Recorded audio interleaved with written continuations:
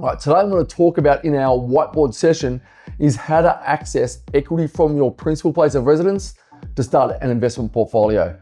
So this is actually a very common question we get. So I wanted to map this out to show you in a very simple manner how this actually works. So what I have here is someone's home. I've just said for simple numbers, it's worth $1 million. They currently have a $500,000 home loan. There's no other investments except for this particular property. So they want to start to build out an investment portfolio. But let's look at how the banks will look at this situation. One, a bank will typically lend up to 80% of the value of your home. So in this circumstance, so long as their serviceability is there, a lender would give them an extra $300,000. Let's put that here. On top of the existing $500,000 home, giving them a total credit facility of $800,000, which is 80% of the valuation of their home.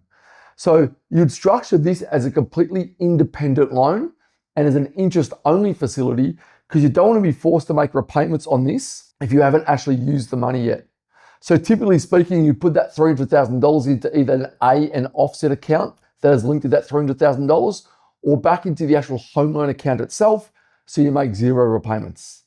If this money is then used to start your investment portfolio, so let's say you turn around now and you buy a $500,000 asset, from the $300,000, you're going to use $100,000 as a deposit, plus roughly, let's call it $30,000 for stamp duty and other costs.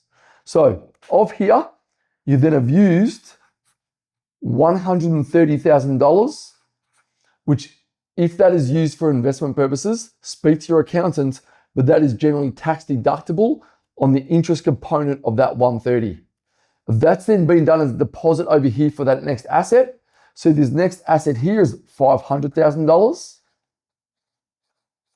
And you'd have a second loan of $400,000 secured against that property, which is 80% of the new purchase. So if you look at this then overall situation, they've started with $1 million home, a $500,000 principal place of mortgage. Then they've accessed $300,000, of which initially they've used $130,000, which represents a 20% deposit and closing costs, to buy another $500,000 property, which has a $400,000 mortgage against it. So the debt on this side, you've kept your current principal place of residence home loan, and now you're also getting charged interest on the $130,000. So you still have access to another $170,000, which can be used to help service that and or deposits for more assets down the track. You then have a standalone property here, your first investment property with an 80% lend.